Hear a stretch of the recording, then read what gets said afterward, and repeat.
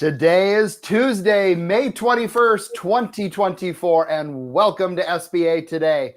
Tanya, what are we doing today? Well, first, let's chat a little bit, Paul, about the fact that we are live. This is the first time we're full on live. And I don't know about you, I got a little nervous last night. I don't think I slept well. I might have a few bags under my eyes and whatnot until this morning. I got to thinking, you know what? We are just having some fun with this, guys. We're going to try to give you information, as our new little line says, likely helpful, definitely entertaining. Well, that's how it's going to be. We're going to do the best we can. We're probably going to have a few bloopers that can't be, taken out, but that's all right. We're going to have fun with you guys, and hopefully we bring you information that is helpful. And hey, bear with us and let us know what you'd like us to talk about. But getting into that today, the first thing we're going to do, we're going to talk about a couple different things. We're going to talk about Kabbage. Oh Lord, Kabbage is in trouble. And a few takeaways from NAGGL and the conference that went on in Nashville. But first, Paul, let me hear some of the things that went on for you last week. Yeah. Oh man. So last week we've all, as BDOs, and regardless of what you do in your SBA world, you have one of those weeks where everything just happens all in 1 week. So we had 5 to 7 deals closing all at the same time. And of course, anytime you have something like that, you're going to have a borrower's tax ID number that may change. You'll maybe get a 4363.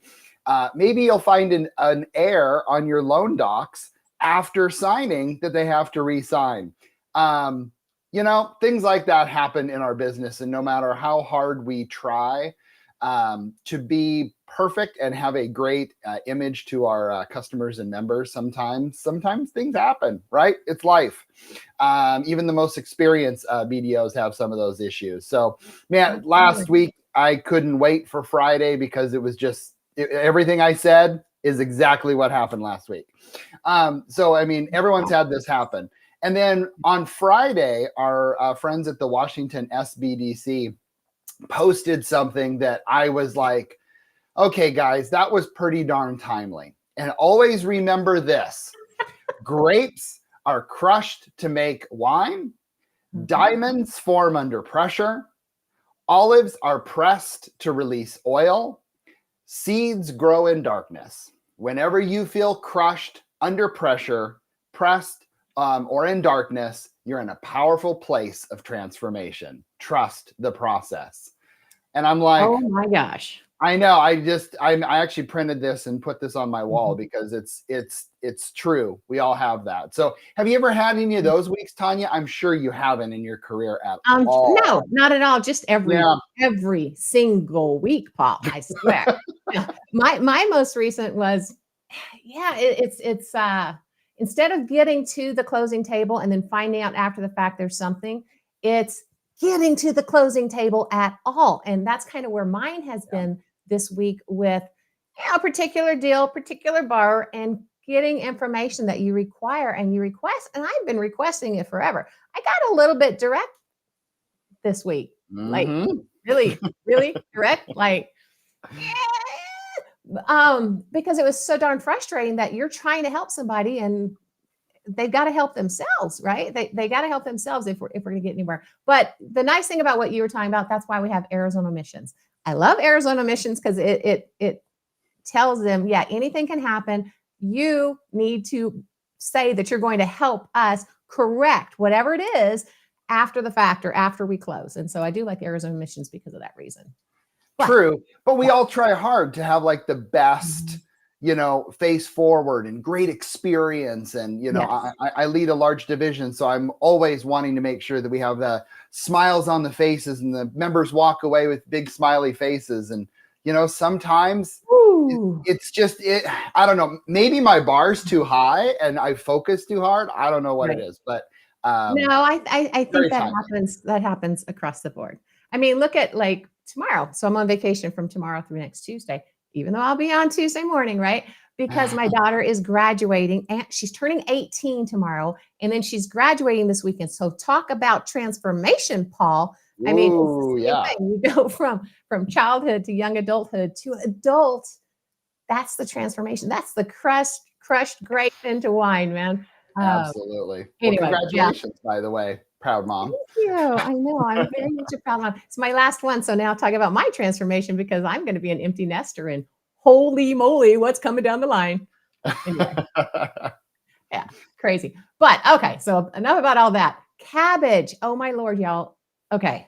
PPP loans in general. PPP, it, it was a fiasco in and of itself, but it was so helpful. And I know there's lots of conversation out there about it being rolled out so quickly and it left room for fraud. Yes, and there's a personal responsibility for those who committed fraud intentionally and purposefully. The SBA tried to roll it out. Yes, it was challenging, right? But it's because nobody expected a pandemic that was going to take businesses out. They were trying their best to get money into their hands in order to help them grow. Now, I can't tell you how many daggone PPP loans I did, and I did it for a lot of the big banks that had challenges getting it through their systems for one reason or another. And us being a very hands-on manual type bank, we were able to get it done. Now, did it take us time? Yeah, because we were trying our best to do our own due diligence because we knew, and SBA specifically said there was going to be those borrowers out there that were going to attempt to commit fraud and whatnot, right? So anyway, let's get to the Kabbage thing. Kabbage, oh goodness, in the midst of all that, got tens of millions of dollars in order to dole that out to taxpayers and lend to them, or I'm sorry, businesses from us taxpayers during the time of need, right? Instead of safeguarding those funds, Kabbage doled it out, inflated it, did fraudulent loans, knowingly did fraudulent loans. And I got this straight from the Department of Justice's main page, right, from the state's attorney office, that this is what's going on with Kabbage, right? They doled out inflated and fraudulent loans in order to maximize their profit. Now, that just frustrates the tar out of me because during this time frame, the intent behind this was to help our businesses. It was to help those mom and pop shops that were going under because nobody could go visit them. Everybody was, under lockdown. Anyway, so Kabbage then sold its assets and left the remaining company so low on cash that it ultimately went bankrupt. All right. Now, what is it? The office is continuing to pursue the company and the individuals like Kabbage that took advantage of the PPP. I mean, they should, right? So the first settlement of $63.2 million resolves allegations that Kabbage inflated tens of thousands of PPP loans. They wanted to get the higher guarantee loan amounts that far exceed what the borrowers were eligible for, and it put money in their pockets. So they double counted state and local taxes paid by employees in the calculation of gross income or gross wages. They failed to exclude annual compensation in excess of $100,000 per employee, and improperly calculated payments of employees' leave and severance. Okay, wow. The second claim, Paul, claim of $56.7 million resolves allegations that Kabbage knowingly failed to implement fraud controls to comply with PPP, BSA, and AML obligations. Says they removed underwriting steps and set substandard fraud check thresholds, even knowing the SBA had concerns about these borrowers. Now, I have so much around this, and I'm sure you do too. I bet you do. I'm paying for this. We all are paying for this. It's so frustrating to me because I remember definitely that time frame and what our bank did, and we did not close as many PPP loans for these because we put in extra fraud control. We wanted to make darn sure that who was getting that money was who was supposed to be getting that money. Now, obviously things happen and whatnot, and you don't know what you don't know, but we were doing all of the fraud controls that we were required in addition to extra. So one of the stories I have behind that, I had a hotel call me from Texas, and they wanted a $2 million PPP loan. And this is on round one. So remember, round one was for payroll. It was strictly to keep people on during this hardship. So we're talking about that. And I'm asking about the employees and who they're keeping on and all that. And they're like, oh no, oh no, we want this loan because we're going to pay off higher debt on our real estate and all this other stuff. And I'm like, Of course. oh, nice, interesting. I was like, so what about the employees? Oh no, we're not keeping them on. And I'm like, right, yeah, I'm sorry, I can't help you. Now, crazy thing, they went on to get their loan. Of course Don't they know did. who with. Maybe it was Kabbage. I was going to say, she smells like cabbage. I wasn't about to do it. I was like, yeah, no, you just flat out told me you're not using the funds for what they're meant for. The people that need it aren't getting it because of you. I wasn't going to participate in that. So anyway, And that's my there's Kabbage story. Yeah, and I'm sure this is just the tip of the iceberg of things that are just kind of being caught. I know that, and maybe you have Tanya or your back office, but I get emails from the OIG now asking for some, paperwork and that type stuff. So I mean, it's out there. It's an issue, and I'm, shame on Kabbage on that. I mean, and another thing I'm thinking of is, okay, if this is how they did with PPP, how did they do things with the rest of their business? Oh yeah. And it really makes me wonder, how you do one thing is how you do everything, as a friend always told me. And how many other customers that not even related to PPP got a high interest, no offense, BS loan, and who knows, it's super sad. It's super sad. Well, and you know what? Here's the thing, Paul. This is just Kabbage. They caught Kabbage. Right. I guarantee you that there's going to be a ton more out there that come down the line that they see what they did. I know there were companies on, do you remember the error codes? Do you remember the error codes? Oh, well, yes. I know that there were companies out there with those error codes that were doing what they were doing, right? As far as those error codes saying they're helping all the banks and saying that they're doing this and that also now are in trouble because they were profiting so highly and so over the top on the rest of our dollars, basically. Well, and I think another thing on this too that I think's unfortunate is, okay, they're going to go after Kabbage, a defunct company. They're going to go after the people. No, they're not. It's just going to be a loss. It's going to be a loss to us, the taxpayer, and it's just going to go away in the sunset of news, and that's it. It's just a loss. And is that fair? No, I don't think so. But no. But is life fair? I mean, right. As I tell my kids, life isn't fair. Go in the backyard and pick up poop. Exactly. Well, it's kind of funny. So early, go in the backyard and pick up poop. Oh my God, that's awesome. My kids always thought I was like the worst. You know what I did? Okay, I'm sorry. I'm going to go off on a tangent here because you started it. I was definitely the disciplinarian, and I'm from the South. So let me just tell you, from the South, my kids have no darn clue what went on in the South when it came to certain things. So when they would get in trouble, I couldn't do all the fun stuff. But I remember a couple of houses ago, oh my God, when my boys were like, I don't know, probably 8 and 10, and they would get in trouble, I would make them go in the backyard, and we had lava rock. And I hate lava rock in general. I would make them get Home Depot buckets, and they would have to shovel lava rock into the buckets and take it to the other side of the yard because I couldn't find anything freaking work related to make them do. And they hated it. They're like, I hate your Southern discipline. I was like, well, you could have had some of the Southern discipline I had. And I don't know. Right.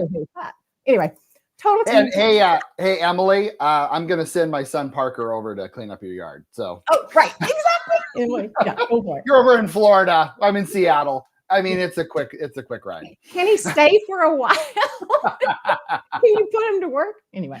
Well, hey, we also had, obviously we had the NAGGL conference that was a few weeks ago, and a lot of really good things came out of there. And again, I strongly encourage any and all SBA lenders to attend any NAGGL conference.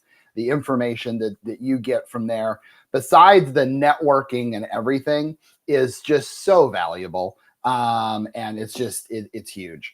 So a few things that I just wanted to kind of share with you from my SBA manager geekiness, I love SBA thing.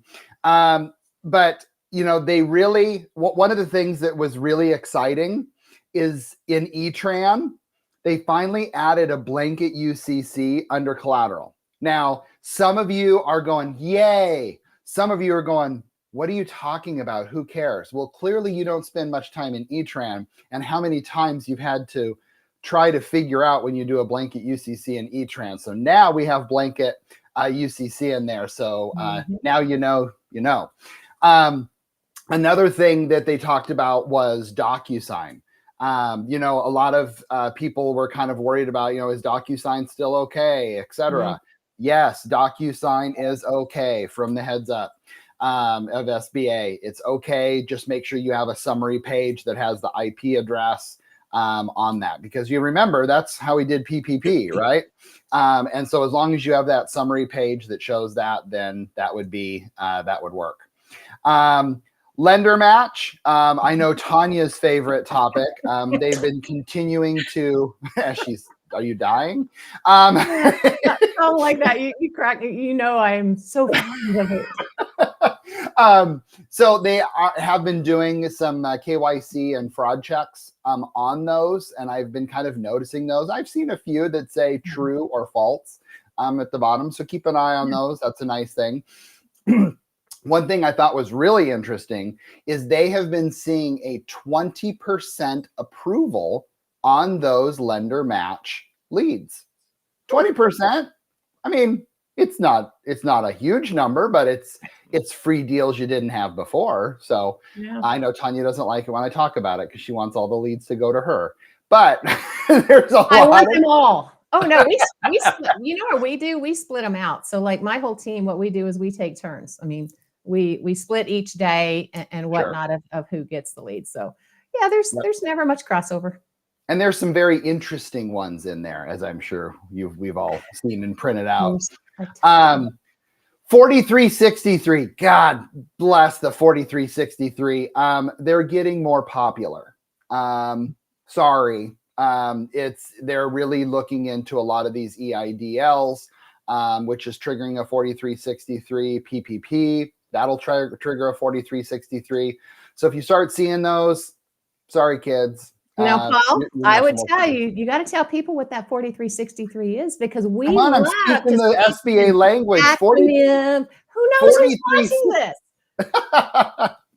4363 is the code of death, which means the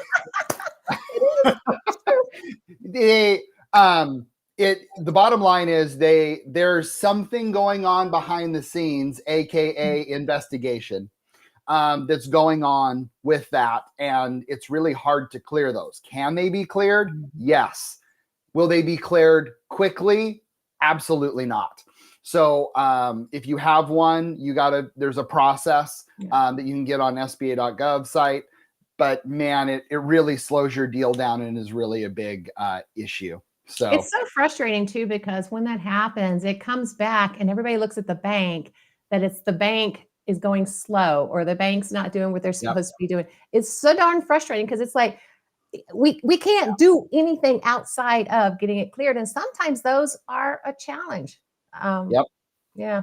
So anyway, and last but not least, SBA is seeing a lot of working capital that's going into refinance other debt. Shocking. Never heard that one before. They're really trying to crack down on that and trying to, and again, as a good steward of the program, we need to make sure that if it's working capital, it's for working capital. Working capital is not to pay off other debt. We're not order takers. We need to ask questions. And that's one thing that they were really trying to reiterate, is to make sure that that working capital goes to working capital, as it very well should. So those were just some takeaways from NAGGL. And again, I encourage you all. They have the fall conference coming up in Vegas. I'll be there for sure. Do you see Ray on here? I coined that phrase. Well, congrats, Ray Drew. He coined it. It was a good one. It was a good one. But now we've got to come up with like what it looks like. We're going to have to do like, the guy of death. What is it? Death, whatever. He's coming with his little skip. Is that what it's called? A Skype skip? Anyway, you know what I'm talking about, right? I know what you're talking about, but I don't know. Yeah. Yeah. The hand movements, that's probably not working so well. But anyway, well, guys, it's been fun. Again, this is our first live. And, we are going to play. We're going to do wrong things. We're going to say some bleeps because, we're just going to say it in a bleep instead of anything else. But anyway, I'll probably say the bleep. Sorry. Well, yeah, I mean, there was something I almost said earlier, and I was like, I shouldn't. I might not go over well. Anyway, but we are going to be back next Tuesday, again, live. Would love to see you here. Come watch us first on or live on LinkedIn and or on YouTube. And also, we're gonna be on the other streaming channels, and we're doing podcasts as well. Yep. And we just look forward to it. So hope you guys got some information, as our little tagline says, likely helpful, definitely entertaining. That's right. I think that's because of your facial expressions, not mine. Right. All right. Have a great day, guys. See you later.